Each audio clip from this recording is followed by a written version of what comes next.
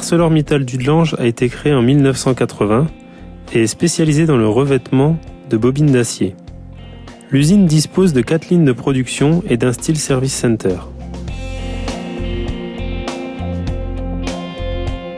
4 produits y sont fabriqués: l'aluzinc, l'alusie, l'usibore et l'électrozinguet. Ces produits sont destinés à tous les marchés, comme l'automobile, l'industrie ou la construction.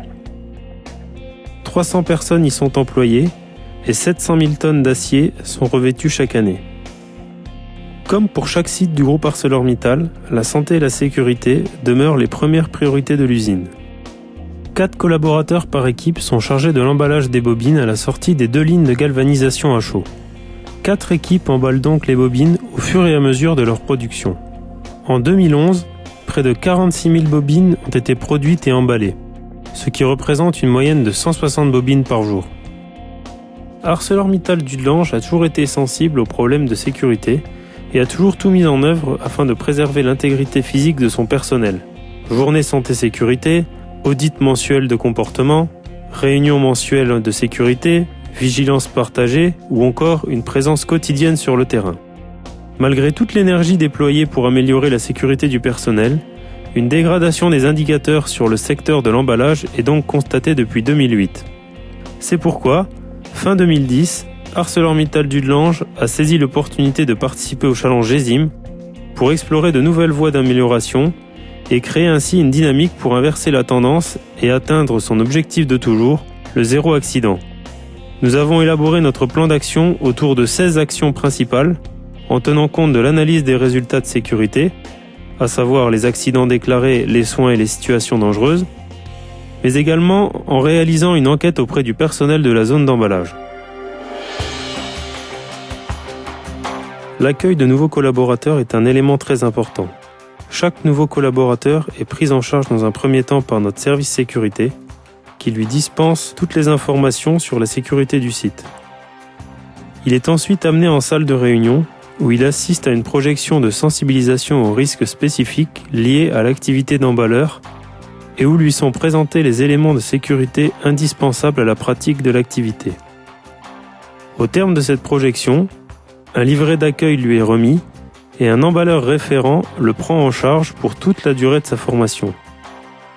Il nous a semblé important de rédiger ce livret d'accueil d'une 40aine de pages, dans lequel il pourra retrouver à tout moment le maximum d'informations pour effectuer son travail en toute sécurité. Par exemple, le verrouillage des chariots d'extraction des bobines avant de commencer à les emballer.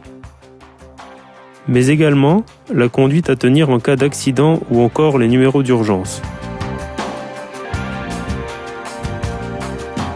Le personnel devait déplacer manuellement une potence d'emballage au niveau des différents plots sur lesquels sont stockées les bobines prêtes à être emballées.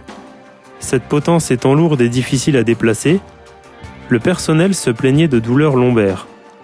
Ainsi, nous avons réfléchi avec notre maintenance mécanique à la mise en place d'une potence fixe pouvant desservir 8 plots d'emballage.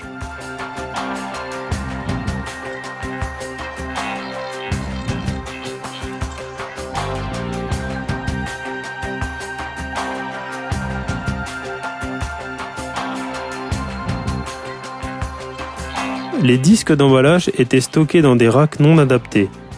Ils se déformaient et devenaient alors difficiles à extraire. Le risque de coupure était donc important. Ainsi, nous avons dessiné un nouveau type de rack et l'avons proposé à notre service mécanique, qui par la suite nous a présenté un prototype que nous avons validé et réalisé à la grande satisfaction du personnel d'emballage.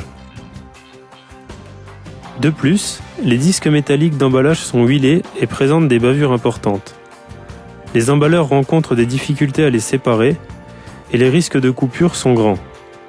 Nous avons opté pour l'utilisation de ventouses pour séparer les disques et une barre que l'on va glisser dans l'œil du disque pour le transport de celui-ci. La main de l'opérateur n'est ainsi plus en contact avec les bords tranchants.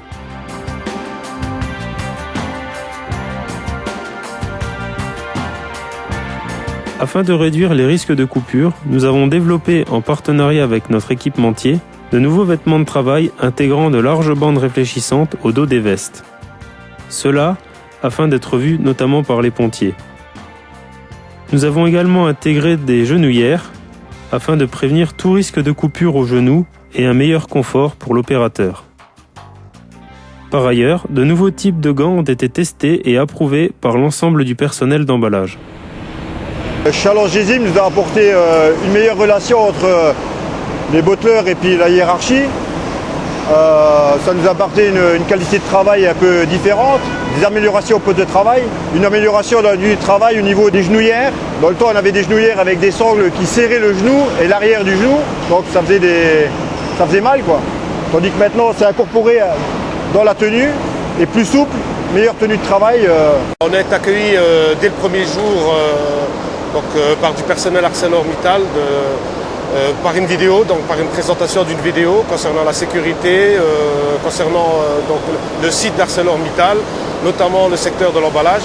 Après cela, on est immédiatement mis en contact avec un référent, donc une personne expérimentée dans ce secteur d'emballage, afin de ne pas se sentir perdu et puis bon, d'avoir un soutien. Par la suite, donc on reste en moyenne une journée avec cette personne, afin de se familiariser avec le secteur et de prendre contact également avec les futurs collègues, que ce soit de la production ou de l'emballage.